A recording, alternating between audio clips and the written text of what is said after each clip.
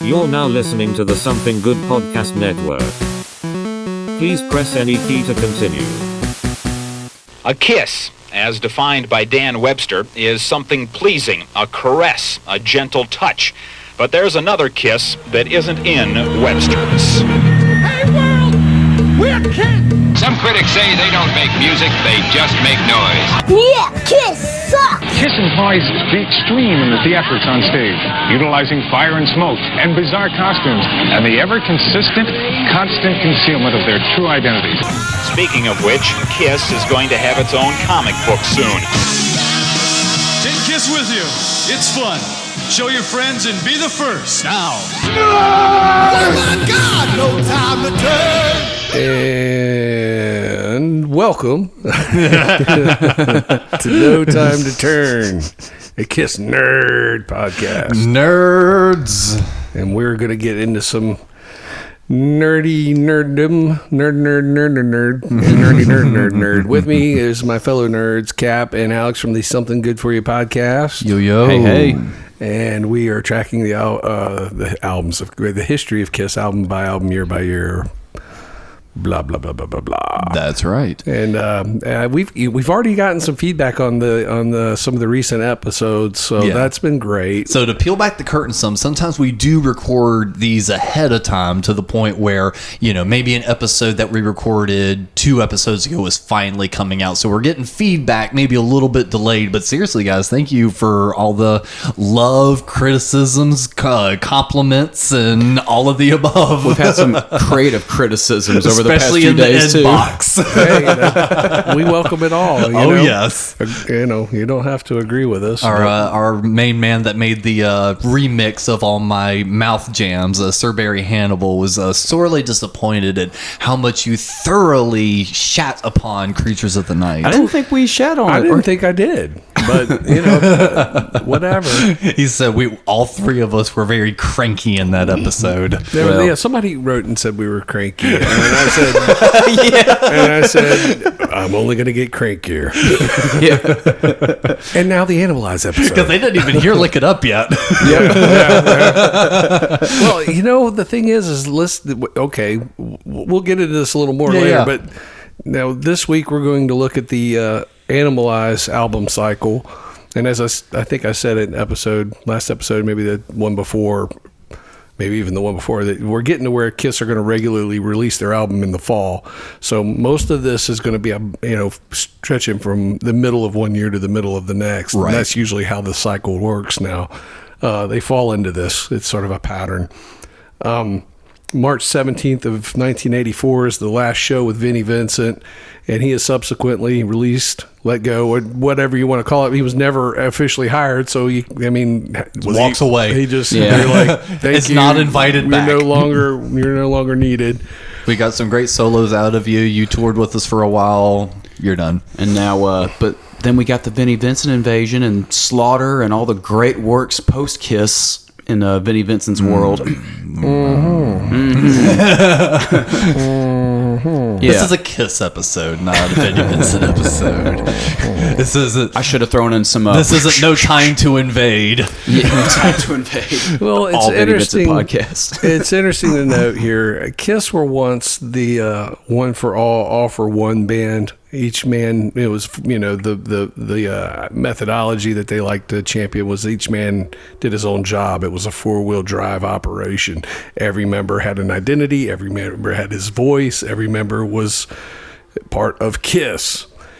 And now with a consistently shifting lineup, there seems to be a concentrated effort to maintain the focus on simply the 2 original members, who are in fact the only 2 members of the band. Yeah. Officially, as a business, as everything. And everything, anyone else now is an employee of the band, up to and including whoever is performing with Gene and Paul. They are not full equal members of the band Kiss. Yep. So it's not a band anymore. It's a duo. Mm-hmm. And even in, I feel like what you're about to say, even is, and in a lot of cases, it's a singular effort with Paul, because this was the era in which Gene was truly kind of. Yeah, we're going to talk about that. This is this era that we're coming into. Yep. So it seems like Gene's already got his eyes on a backdoor out. Yeah. As opposed to a backdoor And throughout looking around, I didn't really see a whole lot about Mark St. John. It was more or less like one person recommended him, and like in a fury, they were like, "Go get him! Go get him!" He was recommended by Grover Jackson, who was the guitar builder. I was going to say, he ended up acquiring Chevelle. He built the Jackson Randy Rhoads model. Blah blah blah blah. I'm not a big guitar nerd guy. I don't know a lot about this. I don't know a lot of that area either. Jackson's like the super pointy guitars that are like $100 at your guitar centers. Yeah, the and all modified Flying V look. Yeah. Well, the original one was for Randy Rhoads, and to me, it's like for Randy Rhoads, it works for him. It's him. It's his. And then it's like everyone else is playing his guitar. Like the Paul Stanley, the original one that he used, like the Love Gun tour, the Iceman. Yes. Yeah, and then that wasn't. He didn't design that. He just customized what they already had, but it's so identifiable by him that anyone else that plays it is gonna. You're playing the Paul Stanley guitar. But this guy, Mark Norton, is recommended by Grover Jackson, and I think he's already using the stage name Mark St. John. I don't think they give him that. I think according to Paul Stanley in his book, he says that Mark St. John was already walking around with that moniker, and then he comments later on saying, like, everybody had to be a saint in the 80s. Yeah. And apparently, from what I can't find a lot of information about this. Like, I don't have any information that they've auditioned anyone else. And apparently, the only thing I found was, and I don't know if this is apocryphal or not, but he auditioned, and they were kind of like, no, thanks, but no thanks. And then called him back and said, yeah, come on. Yeah, it feels like they're just, honestly, I feel like there's a lot to that, especially with who winds up replacing him after 2.5 shows. Someone else that was already within the fold. It feels like they're just kind of going down the list of, okay, well, our next best would be this. I don't know. All right, well, maybe, now I guess we'll go to this. I think time is a factor here. And if they have somebody that seems like he's a professional, got his shit together kind of guy, they're like, okay. Yeah. Which is terrible, because that feels like they have a complete ambivalence towards what they're doing. I know they don't, and I know that's not what it is, but it would seem to me, they don't have the time. Is not a luxury they have. They're in a lot of trouble financially. They're seriously in debt. Well, is it ambivalence or desperation? It's desperation. Yeah. They're seriously in debt. The advances from Polygram, which I guess is phonograph, they're not. I don't know, but anyway, I keep calling the it record label. The label. Yeah. Initially when they signed that sweet deal in like 1980 or whatever it was we talked about, they got $2 million up front as an advance on each album, but they didn't recoup that on any of the releases subsequent until even when we talked about them, they had to redo the record contract because Ace left. They're still not going to recoup the advances they get, which is, of course, not even, I think, a tenth of what. I don't know. My math is not good. I say a tenth. It's a fraction of what. It's not $2 million. It's not $1 million. It's like maybe 100,000, and that's not enough for them to do what they need to do because it's expensive to record an album. So Carl Glickman secures an investment from a bank in Kentucky, of all places. Okay, and that bank is looking to get into entertainment financing. So this gives them some, a little bit liquidity. Of cash. Is that a word? Liquidity. Because by early spring, because it says here, according to Kiss and Sell, by early spring of '84, their cash flow had completely dried up. Yeah. So this is what I and people, I've said this to, like, no, they were millionaires. They could do whatever they wanted. They were Kiss, and they just rolled you suck. So shut up. Okay, that's you may be right, works. but that's not the way I'm reading it. The way I'm reading it is they're just shuffling from album to album, trying to skirt by because it's over. Lick It Up did not save Kiss. Nope. But this album, ironically, does save Kiss. We'll discuss that. We'll discuss that. Okay. But at this point, before we do anything, I need to stop and acknowledge that this isn't Kiss anymore. And when I say that, it's like, okay, it's Kiss in name, but it's like Kiss in name only. Yeah. This is a whole new group. We talked about this. Once they've got two, it's a different group with a different approach, a different mindset. It's a different era. And obviously that's going to affect things regardless if it was the original guys or not. But outside of that, you still have a chemistry that was at play that isn't at play now. So this isn't Kiss from the 70s adapting to the 80s. This is Gene and Paul working independent of each other with surrogates. Yeah.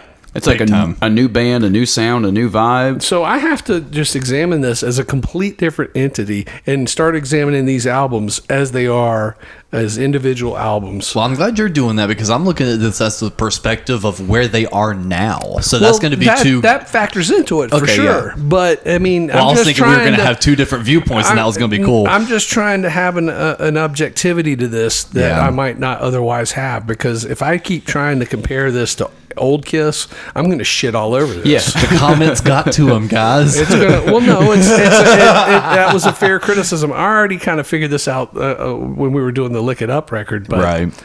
And I meant to bring this up over that, but. And actually, a little bit of footnote here, because I remember running across this. I was trying to find it in time. It said by May '84, Mark St. John started working on the new Kiss record, and Mark recalled, "I signed a contract for 5 years where there was no escape clause." Interesting. But we will soon learn that's not fully the case. Well, I don't know that that's an escape. I think they probably, that gives them the power to terminate. Yeah.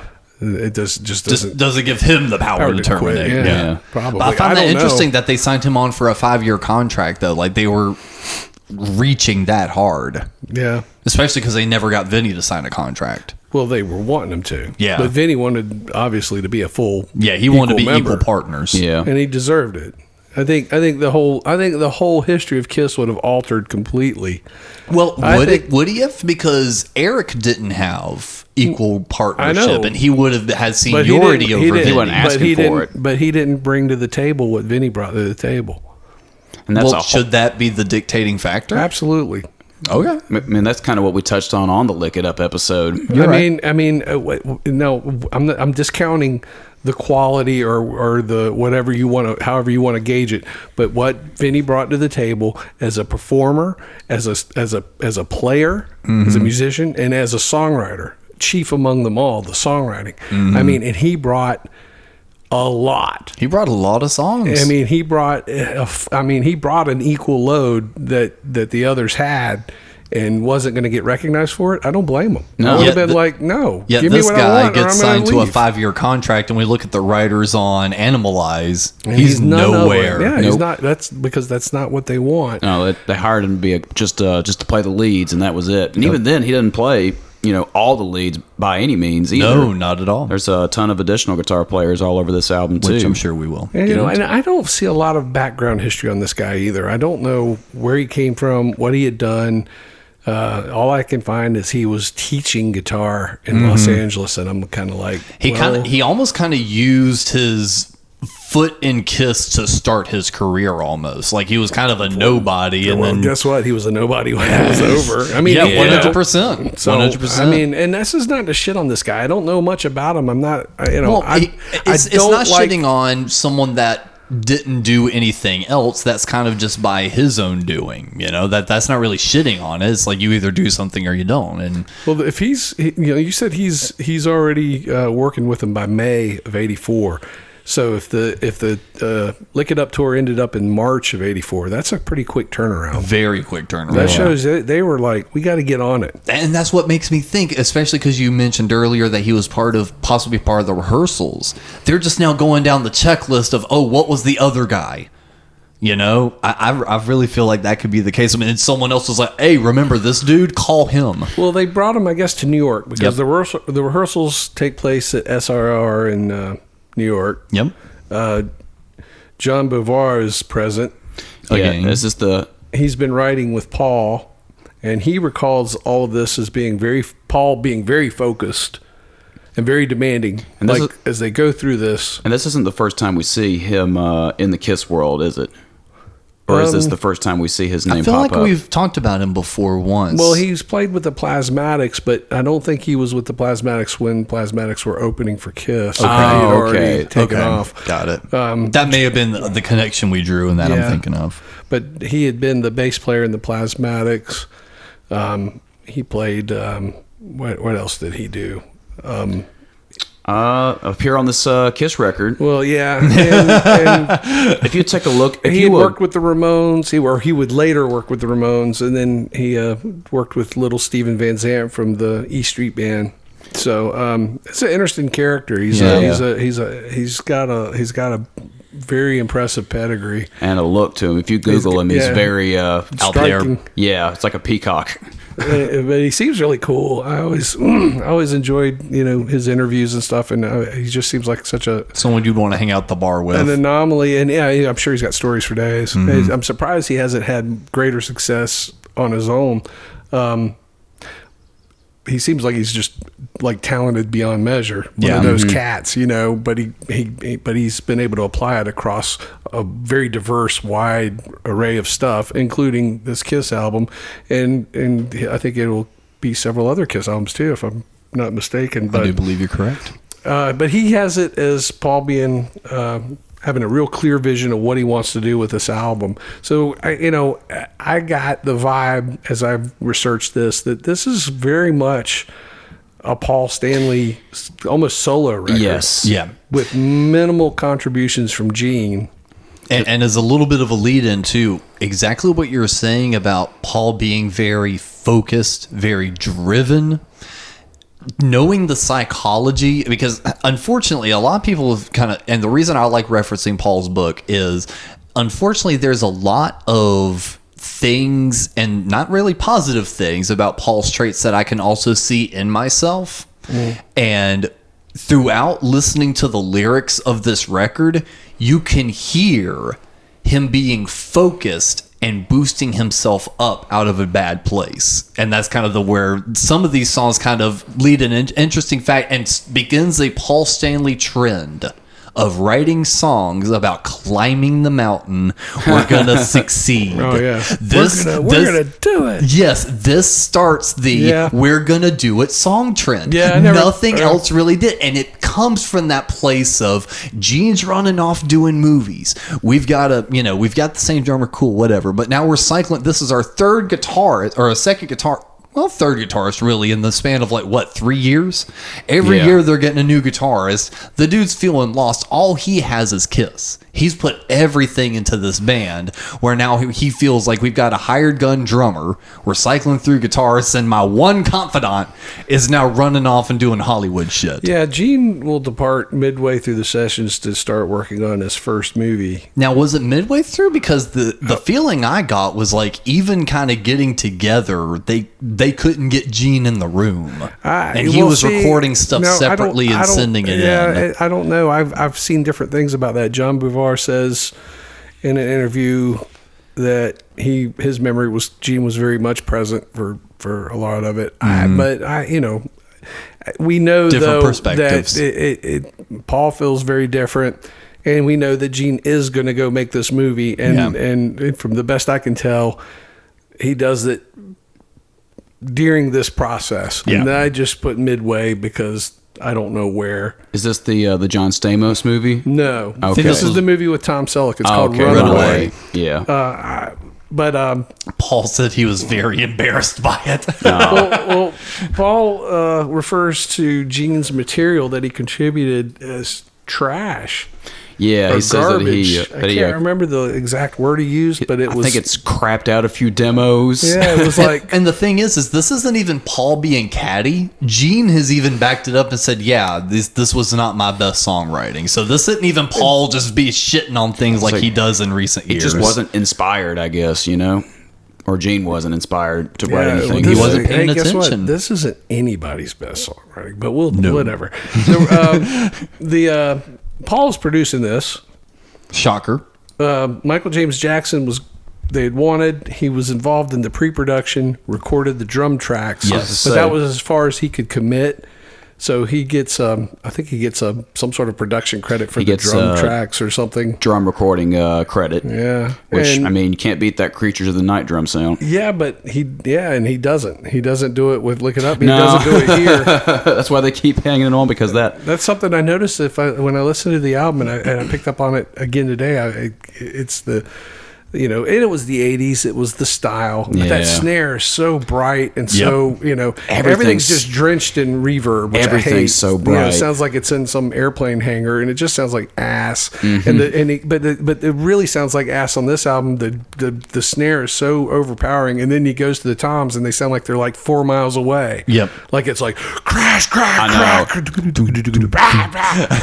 And it's like, I don't know, man. They all think this is good, I guess. I don't. But again, it was the 80s. It's interesting to note that they've used Alan Schwartzberg again. Schwartzberg overdubs. So there's that's telling me that they don't have a lot of confidence even in Eric Carr's ability. Now, is this an Eric Carr thing, or was this just an 80s thing overall, just to get that big drum sound that's on all those 80s metal records? That's a fair thing to ask. I have no idea. It's just interesting to note that and then whatever the they counter, wanted, they couldn't get from Eric. They brought in this cat to do it. And then on the counter, too, someone had to replace Eric for I. Yeah, well, the same guy. Yeah, Alan so again, it's an interesting thing. Alan Schwartzberg goes all the way back to Gene Simmons' solo album. Yeah. And I think he also plays on Peter's album, if I remember right. You're right. He was one of those few guys that did that. So that's an interesting 70s hang-on character.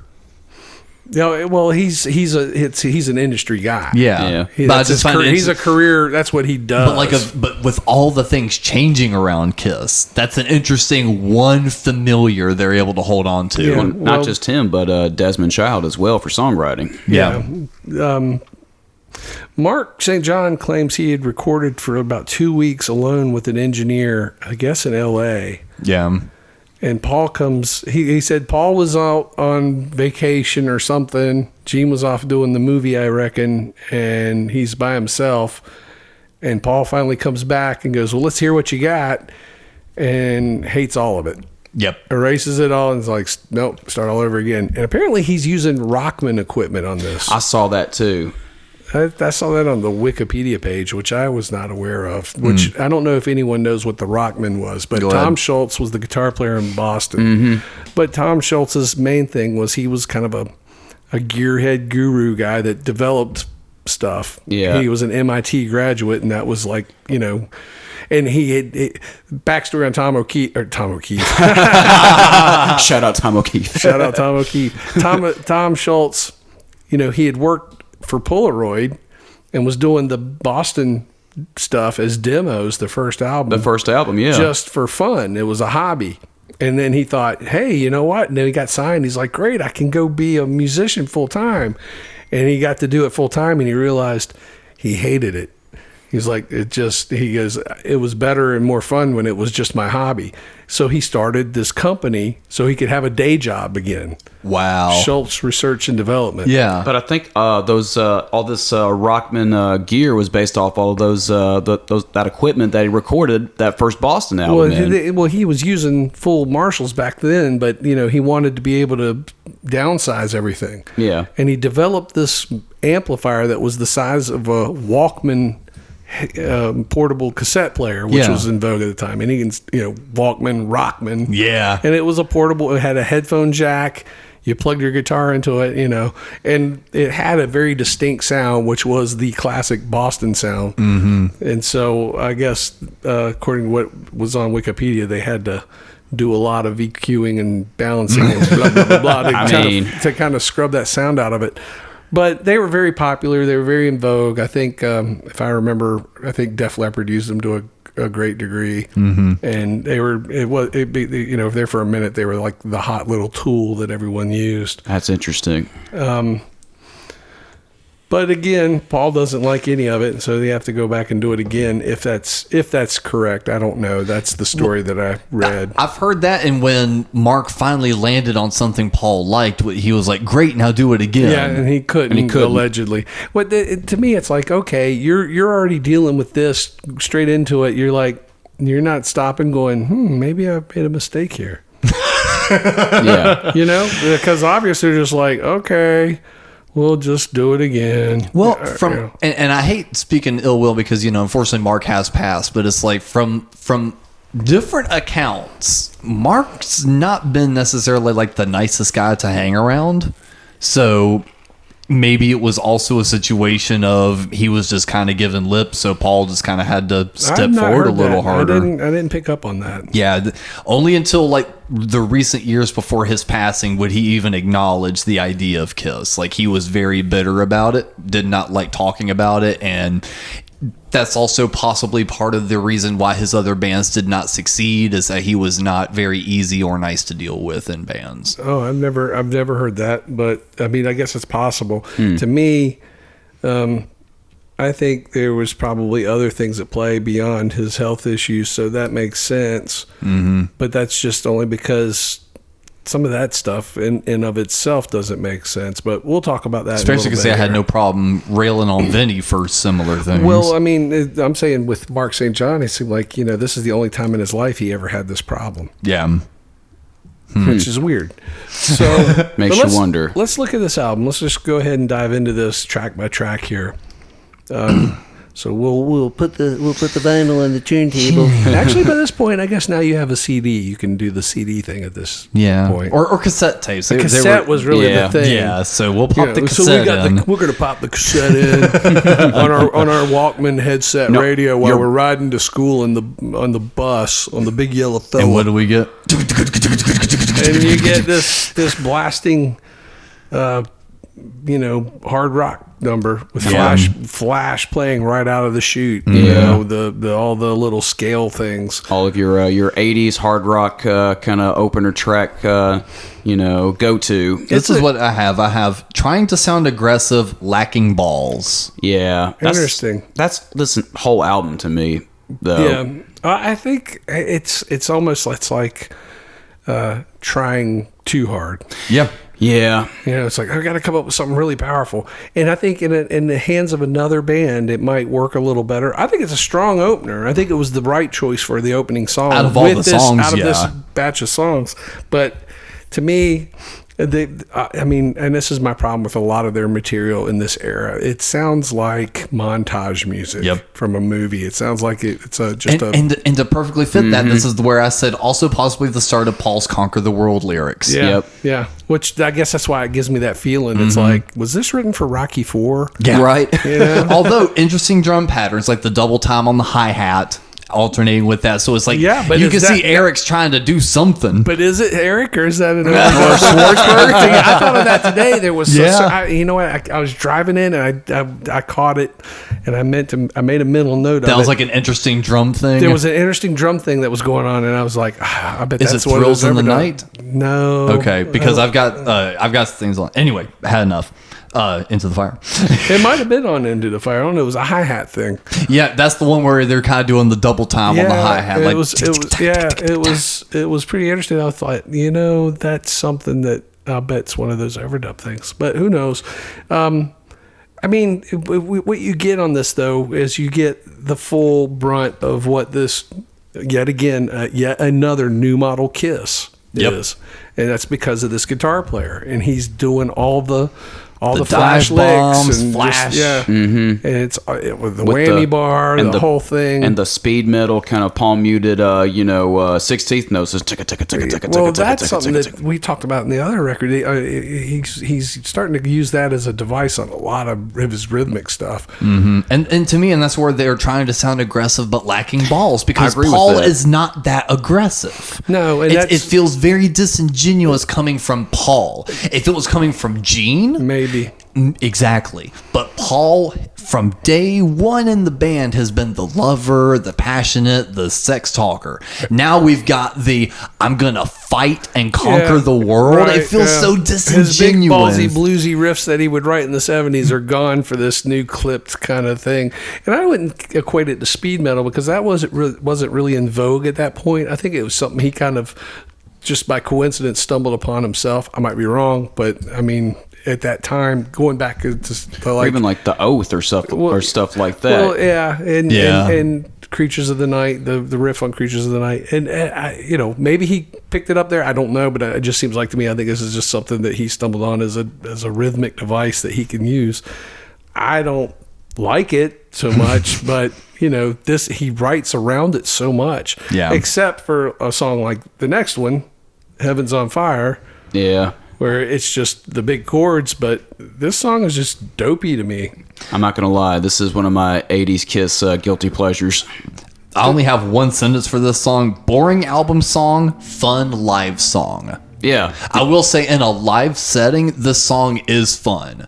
Recorded, it's not. I think this song, well, that's interesting. I think that's why this song endures. It endures on the fact that it was issued as a single, and since it's a single, they continued to play it live. But it's not near as strong as some. There's much better material on this record than this song. There's a song I'm going to single out here in a little bit as being what I thought had the potential to be a more successful single. I wonder if we're going to talk about the same one. Probably. I would be remiss if I didn't mention the one moment for the Heavens on Fire music video where Gene and Paul breathe into each other on the last verse. Yes. Well, see, the one I always take away from that is Paul jumping through the ring of fire at the end. Well, what's interesting is me and my friends used to always make fun of that opening vocal. Whoa. Yeah. Mm-hmm. And that was actually him just warming up. Yep. They just kept it. And they kept it. Yeah. And that's a completely spontaneous, probably the only spontaneous moment on this entire album. Right. Which actually kind of gives it a little bit more like cool factor to a point. To a certain extent. But I gotta say, and this is the other thing. This record needs anything you could take, Russ. Come on, give it to it. Another Desmond Child co-write. This is in the middle of Desmond Child mania in the 80s with hard rock bands. No, sorry, what were you saying? His whole vocal style, we've talked about this before. At some point, he's had vocal lessons or something. His voice does not sound as natural and as full as it did in the 70s. And he keeps going higher and higher, trying to get higher and higher. And it's like, sounds very throaty. Yep. It doesn't sound like it's coming from his chest. It doesn't sound good to me. I just think it's like, he just sounds like, he's trying to show off too much. And it's not, I just don't think his voice is good. And everyone else is going to completely shit on me for saying that. I don't like Paul Stanley's voice in the 80s. And most people are like, that's when he was at his best. I'm like, he doesn't sound like, it sounds forced. It sounds trained. It doesn't sound like, honestly, I think early to late 90s, Paul sounded the best. Well, see, I just don't. I just like think MTV he lost Unplugged? It. Yeah, I mean, he was kind of, that was a good one. But I can remember when I was a little kid and there was a popular song by Styx. And I don't remember which one it was, but Dennis DeYoung was the singer on it. That's what I remember. And even this was when I was like in 5th or 6th grade. Yeah. And the reason why this sticks out in my head, because my mom kind of turned and looked at me like, that's interesting you would notice that. I'm like, his voice just doesn't sound, he doesn't have a good rock and roll voice. I was arguing this with my brother. And he's like, why? What do you mean? And I'm like, it sounds like he's too proper of a singer. Like he's trained. Like I don't think I used the word trained, but I was in that. He was too good. It was like his voice was like too measured and it's too prim. It didn't have a that kind of raw looseness that rock and roll music kind of requires, and like. That's like Paul Stanley in the 70s is a lot closer to me to like Little Richard, whereas Paul Stanley in the 80s and 90s is a lot more Dennis DeYoung. I was going to say Pavarotti. I mean, it's just, Dennis DeYoung is just not good. I don't like it. I think it's one of the things that hurts this music for me is. But where does Heavens on Fire land for you? I just think it's boring. I don't think I didn't like it. You got to remember, I can remember buying this record when it was brand new. And, that was the single, and it got some airplay.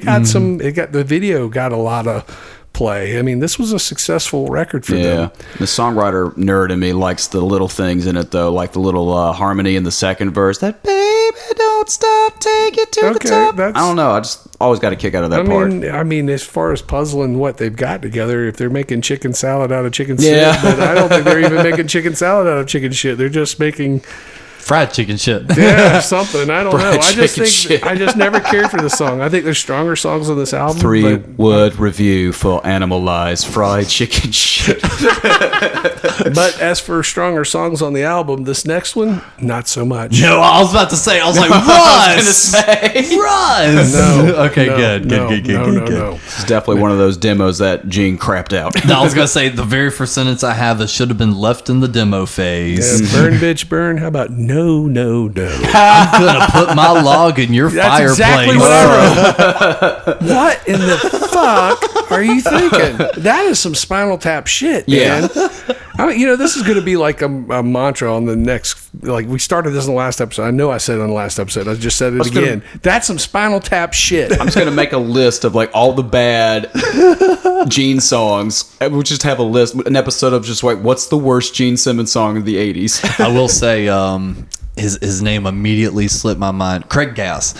He had a bit one time where he did like a spoken word poetry bit and just read like the lyrics to "Burn, Bitch, Burn," being like, "I'm gonna put my log in your fireplace, Cut through it like a hot knife through butter." If you're going to try to be a macho misogynist pig, is this really the music you want for your soundtrack? Think about it. Burn, bitch, burn. It's just, it's like, and that melody line would work in another context. I have. This is all the notes I have for Burn Bitch Burn verbatim. I said should have never left the demo phase. I'm gonna put my log in your fireplace. Yet the chorus gets stuck in my head. Yeah, and it just the lyric of it hadn't been "Burn, bitch, burn." If it had been anything else, it might have worked. And I don't know. This just doesn't. It just comes off as just like Gene throwing the word bitch around again like it's nothing. I'm a tough guy. I'm Gene motherfucking Simmons. It's like, man. And side note, I watched the Animal Live video on YouTube. Live? The Animal Live. They should have called it that. I know. Yeah. This is definitely the start of the tour where Paul was getting off on saying the word fuck. Yeah, I'm macho. I'm going to start cussing on stage. Cause I want you to know. Well, I mean, there's stuff, though, they did in the 70s that I'm going to have to cop to saying, okay, there's times where they said dumb shit in the 70s, like, we were backstage with all our alcohol. And you're like, okay, whatever. But Ace was. Get all you can take. This one's one of those, like, now we're getting to like a utterly forgettable kind of territory here. I like the opening riff, and I think the pre-chorus of it's pretty good. That's exactly what I have. I said Helium Paul, but the pre-chorus works a lot. It works then a lot. immediately And loses me during the actual chorus and verse. This is something that seems to be a trend with Paul Stanley's songs. We talked about this in the previous episode, I think. It's like he goes to a point, he gets this great pre-chorus, which is all, and that's better than the chorus that follows, and that's not a good thing. No. And again, it's like he goes and he's building this thing, and then he just runs out of material to build with, and he just like pulls scraps together, and that's okay. Well, there's your chorus. And we're not sitting here going, "This is a fantastic pre-chorus." Oh my god! But it's like out of everything we've heard so far, it's like, oh, it's got promise to do this had something else. promise, That's what makes it so frustrating. Listen to all these records is that you hear the potential of some of these songs, and some of them are well constructed. It's just the material they're working with isn't. Does that make sense? Yeah. Absolutely. I have a lot to say about that with the next song. Well, but let's stay on this one. I want to note that the lyrics here are written by Mitch Weissman. And he thought, I guess there's the line where I still haven't, I don't notice it, but I guess Paul says, "What fucking difference does it make?" Yeah. But to me, and I'm like, that just seems like he's acknowledging his own ambivalence to this songwriting. Yeah, really. And John Beauvoir plays bass on this. Yeah. I don't have a lot about that song. That's the only song that I was just like kind of got excited for a second. And then, like I said, the chorus and verses just lost me. It just sort of falls apart. Lonely in the Hunt. Lonely is the hunter. See, this is one that I kind of dig. For a bad Gene Simmons songs, it's not terrible. It's got that kind of 80s Aerosmith riff at the beginning too. That's what I hear a lot, particularly on the Gene Simmons songs on here. Wait. Before we even say anything, I just looked over at Alex, and Alex looks like he's about to pop. Yeah. Well, I feel, is this the one you have notes on? Or did we make the same fucking notes for the whole show? I've got notes on all this stuff. I'm about to say it, but we looked at each other as if we had the same thought about the riff. I doubt it. Go ahead. Okay. My note on this, and this might be controversial, the riff tries to call back to classic Kiss. Okay, no, then I did. Write That's that. it. We were looking at each other like that. It's so weird. And This see- song almost has it. It sounds. I said this most. I think this would have been served Gene's better by solo the original record. group. Well, I think, like I said, the original lineup would have done really well with this. It has that vibe. I mean, Joe Perry played on the fucking Gene Simmons record too, so that makes sense. Yeah, That's that a was my fucking- note. I said possibly Gene Simmons solo, right? Like Man of a Thousand Faces, kind of open. But I think riff. this, even with the original lineup of Kiss, I think it could have worked better. I think Yeah. it needs better lyrics. But I mean, not to any grand degree. I mean, But then the rest of it, I say another lifeless Gene song, clearly showing he's barely part of the band anymore. Well, yeah. I think this is the second. This is my second favorite song on the record, or think maybe mine, even too. my first. It's probably a tie with this other song that we'll say. But It's probably my favorite Gene track on the record. Interesting to If I had to note- pick one.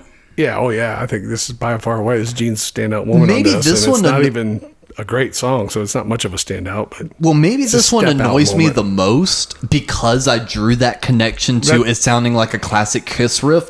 So it just made the feeling of Gene not even trying more evident. Because I'm like, you had the start of something. If you had tried, you possibly could have given us a little taste of the 70s, but they didn't. And I think that's why this song maybe sticks in my side a That's little harder. Another question is, did they want to? I mean, I feel like Aerosmith was listening to this and they were like, I have an idea for a song called Love in an Elevator. So that's a whole. That'll be a whole nother podcast. Yeah. It's called Love in an Elevator. Aerosmith illustrating that you know what? Sometimes drugs are better How desperate. Yeah.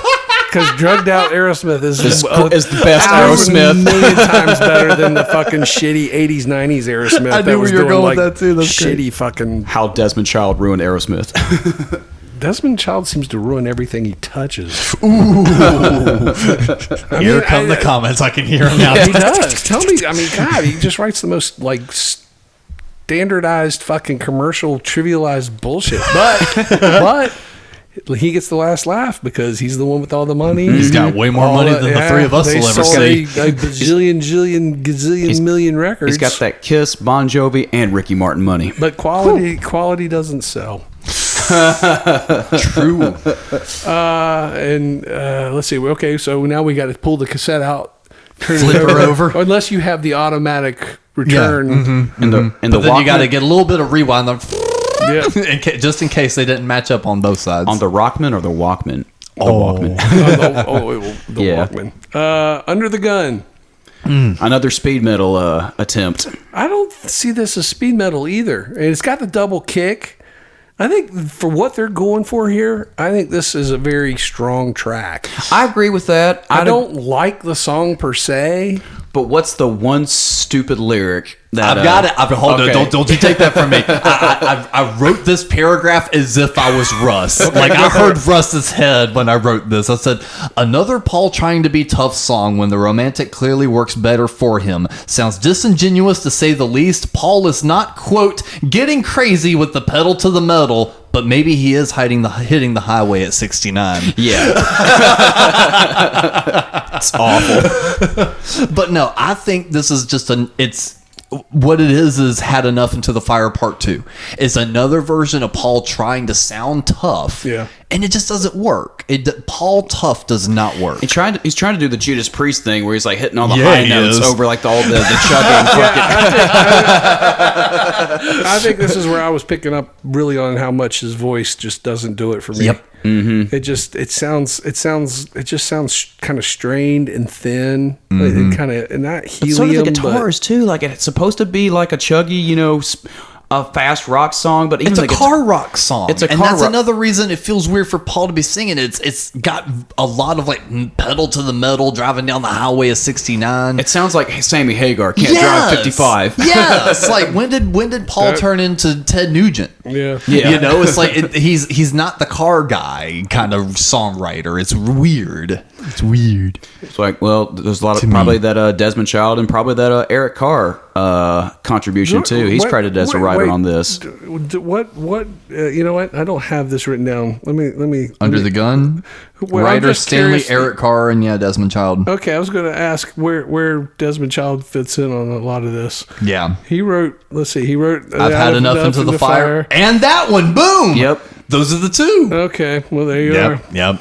He's trying to add some weird kind of aggression that just doesn't fit to me. To me, it doesn't fit. Well, I'll take the cranky card this time. Moving away from aggression. Yes. Excuse me. Thrills in the Night.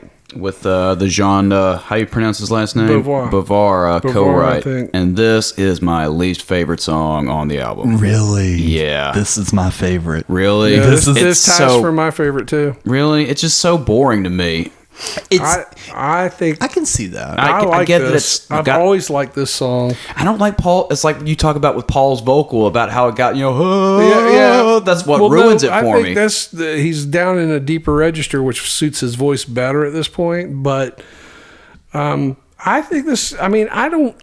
It's like I like this song. I don't think it's a great song. It's not. I wouldn't put it in even my top 1,000 favorite songs of all time, probably. No. But I think this works especially for what they're doing. I think, again, I have to remove it from classic Kiss, but this, and it's still to me at par with a movie soundtrack, disposable song. But it works. I think it's atmospheric. I think the open spacing in the verse works well. I think the pre-chorus is great. It's a fine song arrangement-wise. The part where, she's walking around. I like that part's really strong. And again, but the Thrills in the Night chorus really isn't as strong as the pre-chorus part, which is, again, a problem with all of this stuff. And it does that 80s thing where it just goes over and over and over. Well, the music nerd in me noticed something that I really like, and this is possibly going to be like the 80s version of mentioning that Rock and Roll Over has all fade outs. You're never going to not hear it. Eric does not hit the snare in this song until halfway through the first verse. Yeah. Which I thought was weird. The whole rhythm is him on the ride, maybe that's one reason why I think this works. Toms. Maybe that gives it. Maybe that's why I felt it was atmospheric, because it doesn't get bombarded with this bombastic drum. I will say though, I was very incorrect, and I left this note just in case, because I know on our off time, we've discussed, or you've discussed, how Bruce was very much a generic player, that he didn't really have a style. I thought this was Bruce playing the solo, and I was like, this is one of the better solos. Really? I thought it was. I don't think this fits the song at all. Oh, I love the intro and everything. Like, to me, this felt very different from the rest of the record solo-wise, and that's when it popped in my head. I was like, I wonder if this is the Bruce solo. See, motherfuckers, Bruce does have a... Nope, it wasn't. But I still had to out myself. This is the best, but to that end, this is Mark St. John's best moment on this record. I think it's good. Because, but I still think and again, I'm not saying I love this song, by the way. Yeah, I don't think he's serving the song as well as it could be. I think, he's still overplaying. He overplays everything, but and I don't know how much of that was him and how much was under the direction of what Paul wanted. I would suspect, even though he denied it today, I suspect Paul kept pushing for more flash. I wouldn't be shocked. I don't know. Like, going back to Under the Gun, I do like that one part where like there's like a shreddy bit that's kind of harmonized that I thought was pretty cool. So that's like my one like Mark St. John highlight moment that stuck with me listening to this. The next song, While the City Sleeps, and So Do I. Yeah. That's all I had. This is a boring fucking why? And I'm like, there's just nothing interesting here. Mitch Weissman credits a free song called Wishing Well as an inspiration. Like the free song Wishing Well? Yeah, that's what I'm saying. I can hear that. And I'm like, okay, but it doesn't even come anywhere near. No. And Eric, I wrote here, I said, it's filler track. I said, Eric wants to contribute, but is always told his ideas aren't developed enough. And this is? Right. Yeah, really. You could say that about these last two songs, like back to back, like the riffs are boring. There's like, it's like a Led Zeppelin riff. They want to have like a Led Zeppelin kind of stompy fucking riff, but it just sounds like they came up with it in 5 minutes and just said, it's pedestrian. They were just like, that's good enough. Let's put it on there. Okay. You got anything to contribute to that? Because there's not a lot to say about this song. This is what probably Kiss at their most apathetic. Absolutely not. And to kind of just work off what Cap just said, I think this was probably the weakest album closers on any Kiss record. These two back-to-back songs, like, I forget about them a lot. Like, if they had honestly ended at Thrills of the Night, I might have a slightly different opinion on this record. Well, let's go into this. Murder in High Heels, the closing track. Yeah. This is also written by Mitch Weissman, and the interview I read with him on the Kiss FAQ website, he claims to have written this song pretty much entirely alone. Unless I misread it. Yeah. But that's the way I took it. But Simmons getting a co-write on it doesn't seem odd because Paul was saying that he wanted co-producing credit Well, I'm on sure everything that's every major act ever. You're going to get... Regardless of how little input he had. Yeah. You're probably... If they got decent management, they're going to be... we got to have a little bit of that publishing money. So... Got to put, put his name on. Make sure it's in paper. He maybe not have written anything, but it's on paper. We'll say I wrote this. Get it on. I don't know if I want to say this on the podcast. I'll speak in vagaries. There is someone that that is local that had a locally popular band, re-recorded those songs with another band, and all of a sudden the co-write credits all changed. Really? With the new members of that band, because that was the major, they didn't write any of it. It was all him, but for him to get that boost up, he had to share the song. But that's the way that business works. Yeah. And it's like, if you, like, I remember watching Sturgill Simpson win the Grammy, or get nominated, I guess, for Album of the Year or whatever. And we were watching this at the bar TV, and they were showing they were showing the little thing saying, had the production credit. It was like Sturgill Simpson, written and produced by Sturgill Simpson. And it was Beyonce. Oh shit! And it scrolled like movie credits. Yep. It's a whole team. Beyonce gets her name in the publishing credits. I'm sure she doesn't write shit. Yeah, I can't say that definitively. She's the talent of the voice, but she's the voice. But then therefore she's going to get a songwriting credit because she's got good management, and they're going to make sure that she gets that publishing money. Yep. I assume. I obviously I can't prove that, but it makes sense. So if Mitch Weissman wrote this by himself, I wouldn't discount that at all. No. Or if he claims he did. Again, this is Bruce Kulick playing lead on this track. How appropriate that it's his guitar playing that closes out the album. Yeah. Closing another chapter. I like the pre-chorus on this a lot. The pre-chorus is fine. But the chorus itself, that riff, I think could have been better served if it was showcased as its own riff on its own song. I can see that. And it doesn't work as a chorus, I really had no notes on this one. I just said another boring Gene song. It just feels half-baked to me. And that's the thing that's frustrating with these records. All these songs sound like they're like kind of unfinished, and then they're like, "Oh, we got to get it done." It's like, but who's rushing them? Themselves. Well, the record label, I'm sure they've got a schedule to keep. They got to, and they got to. What's rushing them is also they've got no money. They've got they got to run with the money they have until they run out. This record's released on, or at least, I don't know if it's a release date or a ship date, September 1st, 84. Yeah, and I've got 13th. Yeah, so I think that's the ship is the first release on the 13th. The cover is just terrible. Well, didn't Paul Stanley design that one? Yes, he designed it. That is just an awful cover. It's not as bad as The Elder. Don't you hate on my T-shirt? He's wearing a leopard print shirt for those who cannot, which is all of you, in honor of Animalize. That's right. It's not cheesy at all. leopard, zebra, and tiger. Yeah. See, if you had the zebra and the tiger, it might be. See, I almost wore my zebra pumas. The Paul Stanley zebra pumas I have. The zebra stripe came very in vogue in the mid '80s. Oh yeah, multicolor zebra stripes, the pink neons, the green neons. I don't think this album is anywhere as good as Lick It Up. For some reason, this feels more tolerable to me. Same here. Like this felt like a breath of fresh air to me compared to Lick It Up. Quite honestly, I think Lick It Up's got better songwriting. It's just better. It seems like it's a little more cohesive. This feels more fun.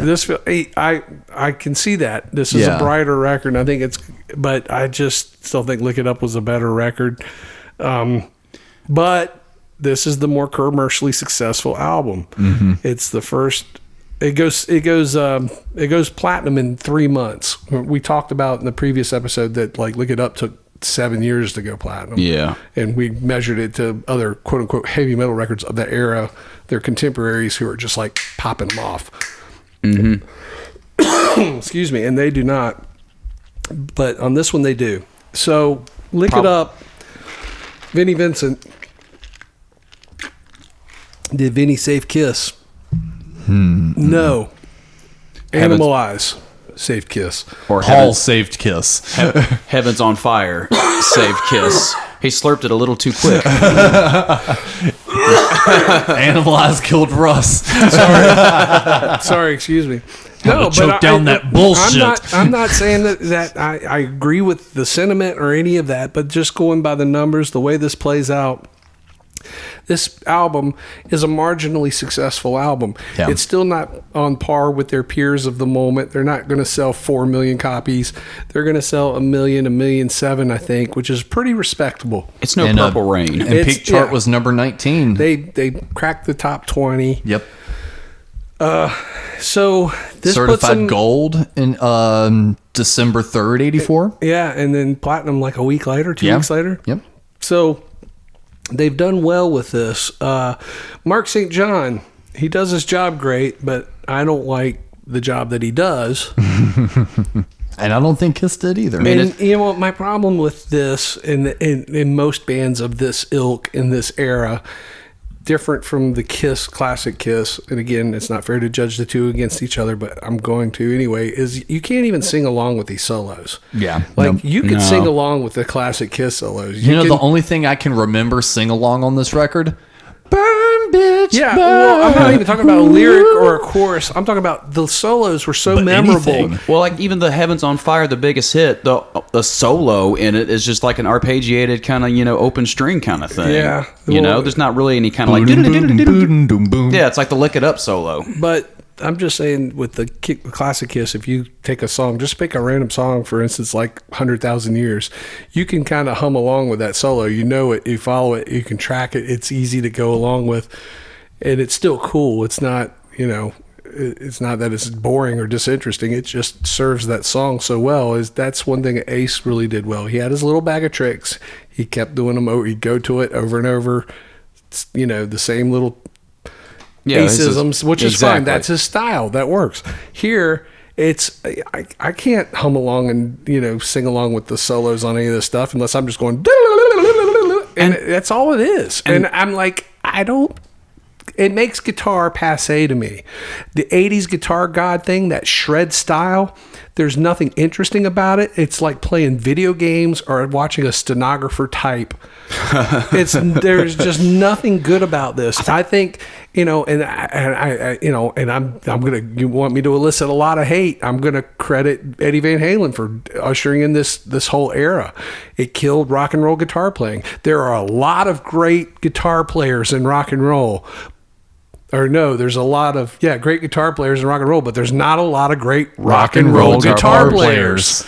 And it's like people don't understand this. They want that neoclassical. They've dumbed people into thinking that this, this sort of European idea of a musician must be a fine musician and must play his instrument well. That doesn't mean he's got to be a sloppy suck job or whatever, but because there's a lot of guys that can still play what you might consider a shred style that I really like. Randy Rhoads. Yeah. Randy Rhoads had a feel, and he had Gary Moore. And those guys, Gary Moore is an amazing guitar player, but he's still a great rock and roll guitar player. And the problem that Gary Moore, like with Gary, well, not the problem with these guys. Like Gary Moore, the thing about Gary Moore, Randy Rhoads, and I'll put Eddie Van Halen on this list too, is that they had a tone that was distinct. It's not even that. It's just a feel, a vibe. It's something that serves a song, and it still feels like they're playing something that is, you know, I don't know. I can't. It's an intangible. It's hard for me to verbalize it. But this whole thing where it's just like you're just trying to hit notes and that there's no tones on it. It gets to where the guitar sounds like a keyboard. Yeah, exactly. Because it's so bright and there's no, meat to it. And that goes for a lot of bands of this era. And I'll say this about this album. If Paul and Gene weren't doing the vocals on this, I wouldn't be able to pick this band out from, like, say, a Rat or that's an amazing point. Or like any other band from this era. Well, I won't say Fastway because I like Eddie Clark. Okay, I couldn't think of like another name. All right, Finney Vincent Invasion or some shit. I don't know. And all of this is moot, of course, because as we know, Mark St. John develops this mysterious arthritic condition that renders him unable to play. Yeah. This was will in lead the to middle of the tour. Was this in the middle of the tour? No, this was before the tour it even started. Okay. So, like a month before the tour started, this happened. The idea here is they're going to have a substitute play the first leg of the world tour, which is all in Europe. It's let's see, Starts 30 in dates, Brighton. I think. 30 dates in Europe. The replacement, enter one Bruce Kulick, at this point, a substitute for Mark St. John. So this is a confusing time for the band. Yeah. They're on tour with two guitar players. Well, let's talk about Bruce real fast. He's the baby brother of Bob Kulick. He played with Meatloaf along with his brother. You can find live video of the two of them playing with Meatloaf. Yeah. On the Bat Out of Hell run? Okay. Or post Bat Out of Hell, yeah. You can see Bob in his wig, in his Sonny Bono wig do. And he was apparently recommended by Bob. Yep.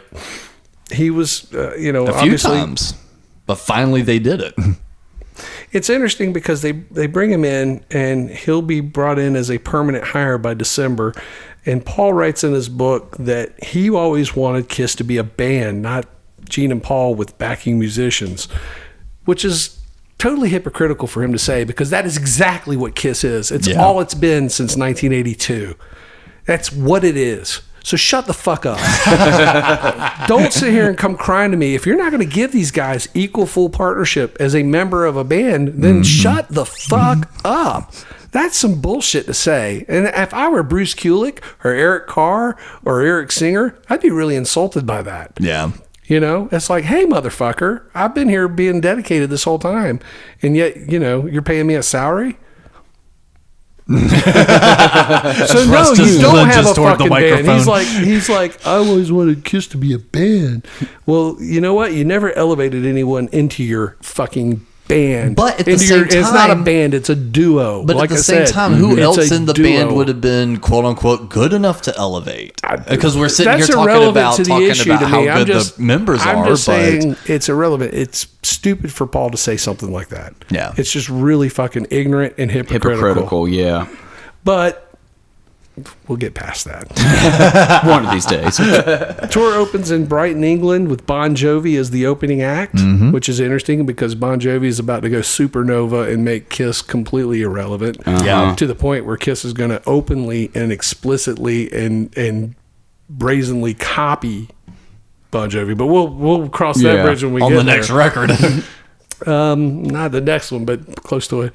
They do 30 dates and ends in Paris. This is a pretty uneventful tour. The U.S. tour opens on November 15th in Allentown, Pennsylvania, with Queensryche opening. What a clusterfuck. Queensryche, one of the worst fucking bands ever in the history of rock and roll. Oh, get your keyboards ready. Get your I keyboards don't ready. think anyone's really going to fight that one. Well, God damn it. I don't know, man. In the Venn diagram of podcast listeners that are in this, I don't think we really crossed the Let me just go ahead and seas. get this out. Stupid boring, pretentious, fucking dumb, fucking bullshit Queensryche. God damn it, man! That one stupid song where they start reporting the news in the middle of it, like that stupid song where the Kiss has the reporting at the very beginning of it. No, this is like in the middle of the song.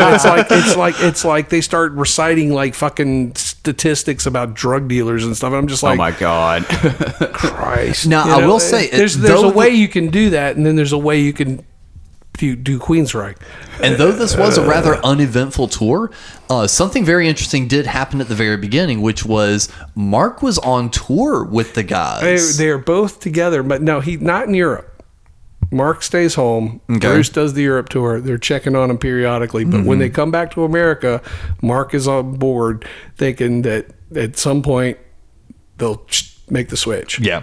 And Mark actually plays like 2.5 shows with them. The first one was in Baltimore on he does half the show, Baltimore, Maryland, on November 27th. Bruce starts the first half, and then Mark takes over for the second. They all 5 do the stage ballad. Yeah, that's such a weird photo. Is there a photo of that? Yes, there is. I have not seen that. I've got that one pulled up, and if you follow us on Instagram, the Something Good Network, we post a lot of fun Kiss stuff on there, and I'll post that in the stories. But yeah, you can actually see a photo of all 5 members giving a bow at the very end of the show. Think about that. That's the only time that ever happened. Yeah, I guess, so because they just swapped out guitar players mid-set. Yeah, that's really weird. So that just shows how confusing this whole thing is. November 28th and 29th, Poughkeepsie, New York, and Binghamton, New York, are both full shows with Mark. Yep. And a bootleg recording of the Binghamton show exists, and seems like he plays fine to me. I mean, it's still that style, but there's parts where he's playing where he's not overplaying. He plays the Detroit Rock City, solo. Dun, dun, dun, dun. Perfect. Which, I mean, it obviously wasn't going to be a problem for him, but he's not stepping on it.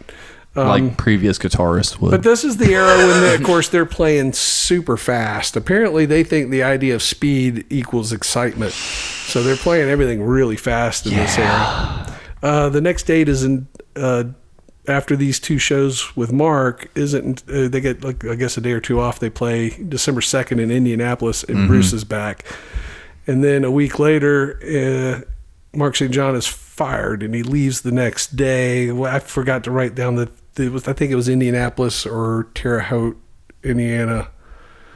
So think about that. You're in the Midwest, and it's like, well, time to go home. Get you a plane ticket. And on December 8th in Detroit is the day Bruce Kulick is officially hired as a support musician in this duo called Kiss. You're trying to work your way around saying member. And the show that night is professionally videotaped at Cobo Hall for MTV, which becomes the Animalize live home video. Excuse me. Is this the era of headband Gene? Well, yeah. Cap, did you look up this video before the show? I didn't get a chance to look it up, no. Well, see, I wanted to... Look it up. Look it up. Oh, boy. On YouTube. It's just a click away. No, this is the first time I've watched this show since maybe, 2014, 13, somewhere in that area. And I forgot how short of a set they were playing, because not only were they playing fast, the set list that was recorded for the Cobo Theater was, or that's what they have listed there, so I guess they wanted to call it something different about it. No, they're playing Cobo Arena. Well, it's the Cobo Hall. Yeah, it's usually the arena. That's the place. But Detroit Rock City, Cold Gin, Creatures of the Night, Fits Like a Glove, Heavens on Fire, Thrills in the Night, Under the Gun, War Machine, Young and Wasted, Love It Loud, Still Love You, Love Gun, Black Diamond, Lick It Up, Rock and Roll All Night. In the grand scheme of things, even with previous tours, that's a pretty short set. How long does it run? Like 90 minutes? Roughly, but I mean, it feels like even the 70s set had a little longer. No, the 70s sets were actually shorter. Their sets in the 70s, a lot of those seem to run about a minute or I guess it just felt fast because of how fast they were playing. And they're not playing any, having any extended drum solos or guitar solos or anything like that. No, there definitely are. Bruce had a little time to shine. Eric, of course, had his little drum solo thing because he really implemented the gong. Peter only really used his right at the very end of God of Thunder leading back in. But Eric kind of, at least in that video footage, used his gong quite a few times. I was going to say, speaking of Eric, you know, we made fun of like 80s cliches and stuff like that. If you watch the Heavens on Fire video, Eric Carr's got like a million drums around him. Meanwhile, on the record, it's just like the cymbals, the kick, and the snare, and maybe a tom. Yeah. Here and there. I mean, I hate that about 80s. They gotta drum have things. It's gotta look impressive. What did you think of that video, though, Russ? I don't have a very fond recollection. You didn't rewatch it for this? No, I remember watching it when it got a lot of airplay back in the day. I was surprised, and so I saw it a lot when it was on MTV. Yeah, it seemed like I watched the premiere of it. January 26th, 85? Of the Heavens on Fire video? Oh, no, this Animalize. No. That's what I was talking about. I'm talking about the full Animalize video. Yeah, Animal Live. I Animalize. bought that. I bought that the following summer. I was able to find it for like, I want to say I found it for like $10, which was back then, that was really good price for a video cassette. Because fun fact, when videotapes were really coming out, they were like, especially some of the more in-demand movies were close to like $50 and $60, weren't they?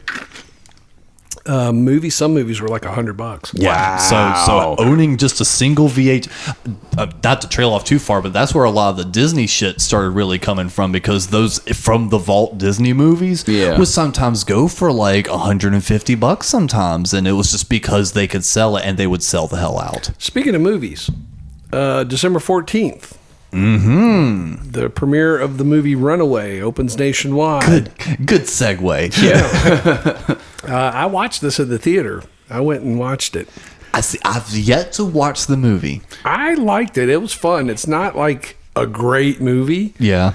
But it's a fun little popcorn movie. It's a fun movie to watch now on a rainy Sunday afternoon. Yeah. Now, how did it feel being a Kiss fan? And this being fresh. Now, this isn't even like for a fan like me that has like time and perspective to understand, Gene did some movies. You're a Kiss fan that only an album earlier did you discover they took off the makeup. Now you're seeing Gene Simmons on the silver screen as a movie actor. Did that really resonate? Did that hit? That's one thing I've always been curious about. Well, let's see, if this is December of 84, so I was 13 years old. Yeah, and that's even a big age for that to happen. So I was pretty impressed by it. I was excited to watch it. Gene's pretty good as like a smarmy villain. It's a little hammy. Yeah. Did they really promote it as Gene Simmons is in this movie? No, it was it was a Tom Selleck movie. Right. Tom Selleck. He was red hot then, and right? And the villain is Gene Simmons of the rock group Kiss. Okay, so he wasn't like a big... There was an era there in the 80s where you had several rock stars making transitions into film to some degree.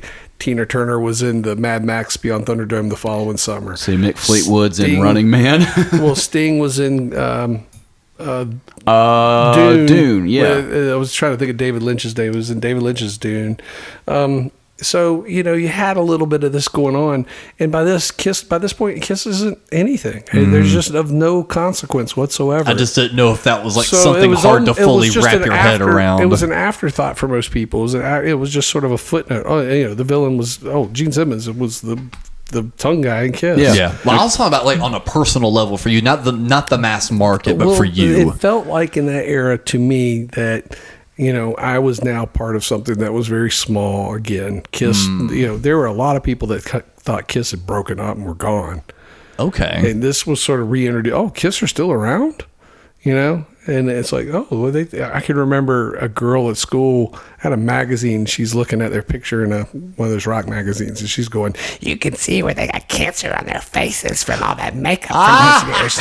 And it's like, just do you stuff. think in some weird backdoor way the movie helped keep Kiss relevant? Because that's kind of what I was getting at, though. No. It's kind of like stunt casting. It's kind of like, I was a Kiss fan when I watched the movie The New Guy, where Gene Simmons has like one bit part in it where he plays a preacher.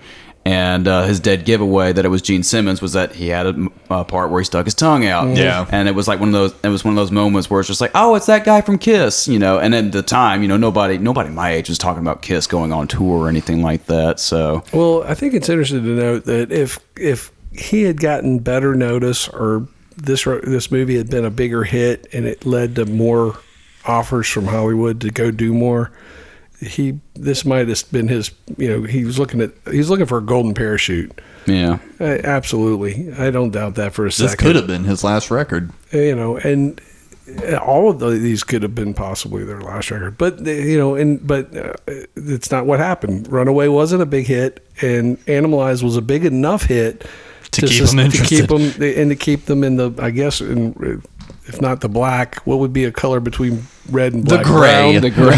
Yeah. December 14th in Cleveland, Ohio, live shots for a planned Thrills in the Night video are shot, and additional footage was shot on a day off on the 16th. I don't know what happened to this video, because apparently there's two versions of it, one that never aired, and I don't remember the one that aired actually ever airing. I'm like, this to me seems Wasn't there like a version with suits or something? I remember vaguely hearing about that. I don't know. I think so. I think they're like playing pimps or something. Yeah. I don't know. I just read different things. I've never seen it. I think I've seen like one like photo, like, because they'll do like photo tests before they do like a video shoot, and I feel like I've seen like one or two like set photos of like them in suits and stuff, like getting ready for a shot. I'm just surprised that this song didn't get more play. If Heaven's on Fire did well, it usually lends to logic that they would be able to springboard a second. And though it's not an exciting chorus, it's still a sing-along. It just seems like to me, for that era, that style of music would have had a little more. It was commercial enough that it could have made more inroads than it did. Do you think they just weren't hip on the payola? Because we already know back in the day, that's the only reason they were able to get to a certain point was due to all the payola. Well, maybe they just weren't playing into that anymore. I don't know. We could only speculate to that, but it just seems to me that this could have done better. But I don't recall this video ever airing. I don't know that I don't think I've ever seen it. I've seen it once, I think, and it doesn't even belong to Kiss. It doesn't. They don't. That's why it's never been issued on any of their home videos or DVDs or anything like that. Interesting. I think you can find it on YouTube. Yeah. I think it's just they've just edited different concert shots together. I think they filmed some stuff for this, and then they used some of the stuff from the Detroit MTV thing. Animalize. What day did you say that premiered on MTV? January 27th. I just moved away from it. Hold on. It really doesn't matter. Yeah, I just moved away. Because the version that's on MTV was only an hour long. Yes. It's even shorter. And but there is a full release on YouTube now. I didn't see it when it first aired, but I remember seeing it on MTV at some point the following spring or summer. And I was pretty excited to watch it. It came on like 10 o'clock on a Saturday night. Well, that's a good time for that to come on. Yeah. Order some pizza. Well, yeah. I was 13. I wasn't. Get mom to order you some pizza. Yeah. Mom did not approve. But okay. A pizza or Kiss? I'm going to talk about this here a little bit because I know a little bit about it, and I'll qualify it. January 3rd in Greenville, South Carolina. Oh. Crocus takes over as the opening act. Screaming in the night. A local lighting technician named John Addington falls from the light rig. I've heard about this. And he hits the barricade on the way down. Oh, shit. So he ends up dying. Oh, yikes. Now, this is where I've got some additional insight. And I have an uncle who I've not seen or spoken to in 30 years. Right. More than 30 years. And he's my dad's half brother, so he's much younger. He's more closer to my age than he is my dad's age, and he's probably 15 years older than me. I can remember when he was a teenager, he was like this junior league paramedic guy in our hometown in Virginia, and he followed that as a career path. And by the mid-'80s, he was living in Greenville, South Carolina, and he was the head of the entire paramedic thing, whatever that is. He was like the top guy. And he's got a lot of grisly stories. I bet. Jeez. I know a few paramedic friends, and oh my God, just anytime I'm bored, I'm like, what happened today? I mean, he had some crazy stories. They used to freak me out, talking about like, I won't go there. Right. But he ran this call Because I asked him, I'd already heard this story. I knew it had happened. I'd heard it or a rumor of it. And I asked him, and my memory of him telling me the story was that he thought that the guy would have survived. But when they came up to the arena, kids are coming up to the ambulance and and kids are laying down in front of it to keep them from moving and stuff because kids are stupid. Because I was going to say, we unfortunately saw the same kind of stuff recently with the Astro World thing when paramedics were trying to get in to help people. Kids were getting on top of the ambulance and jumping on it. And exactly it's the kind of dumb shit that was going on that night. See, y'all, it's not the current generation. Bullshit happened in every decade. Yeah. So, but that's only again. We can't say that for sure. But still, I think out of respect for this guy, I want to repeat his name, John Addington. I mean, that's a sad thing to have happen. Yeah. And kind of scary when you think about it. You go to a show and you watch someone basically get killed right on stage in front of you. Well, I don't think he landed on stage. I think he landed in the pit between the barricade and the stage. I'm not 100% on that, but that's the way I've understood. That's the way I read it. But, so I just think it's an interesting note that my uncle actually had a firsthand involvement in that. Yeah, really. The tour winds up on March 29th in the Brendan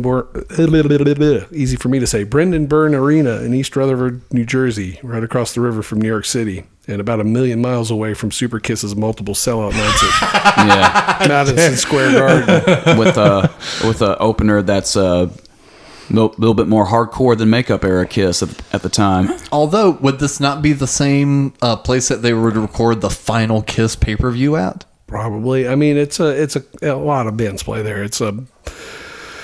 I don't know if I wouldn't call it a secondary market at all because it's a major arena. And again, it's right across the river. You just don't have to take a jab is all it is. Oh, yeah.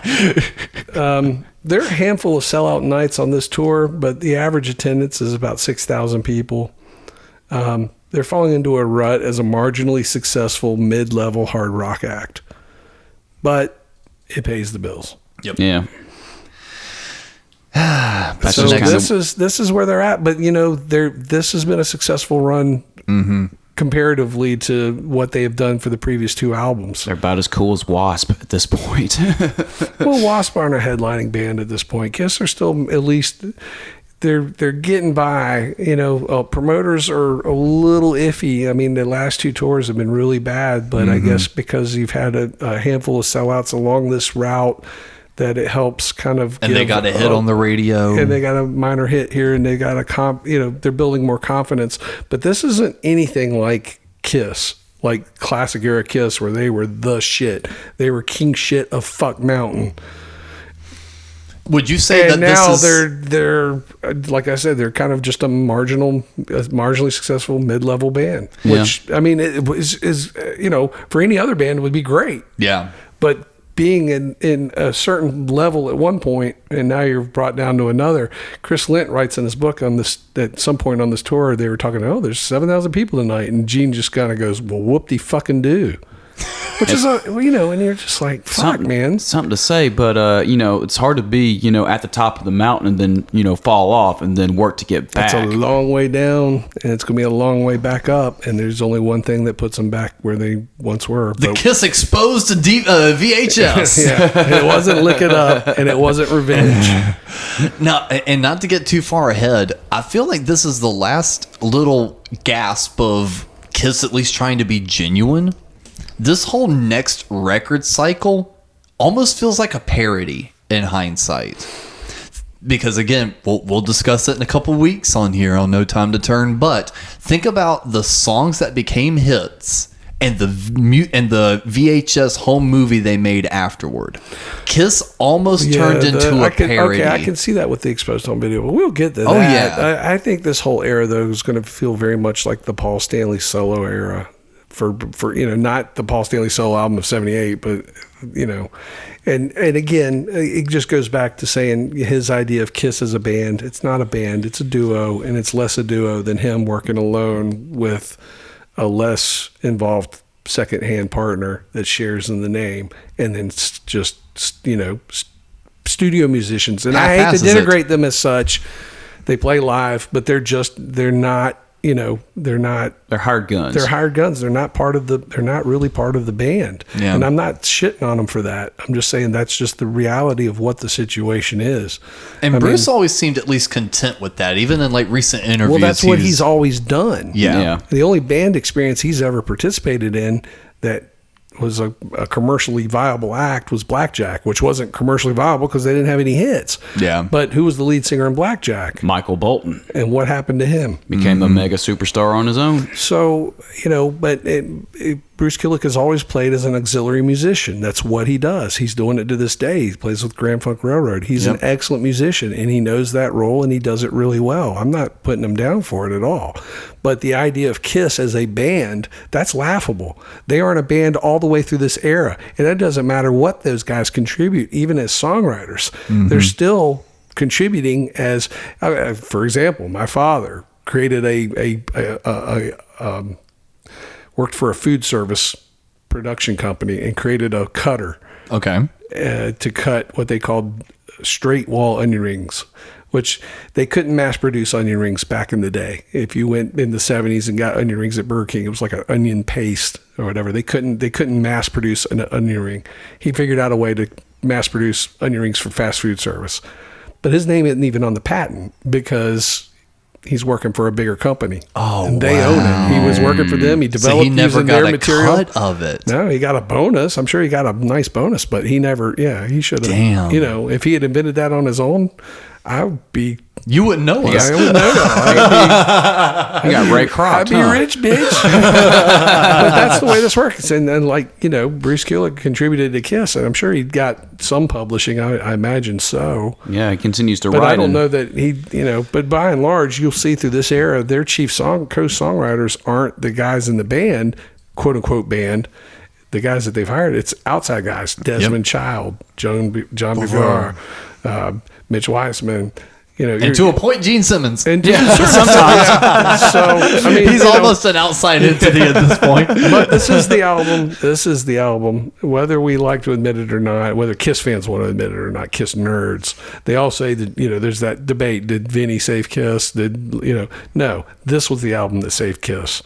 More so than anything. This is the album that brought them back. And a lot of people say, well, yeah, but if they didn't have Lick It Up, Lick It Up wasn't that successful. No. Everyone seems to think that it was this great, successful, and it brought all this attention to the band for taking their makeup off. We talked about it in the last episode.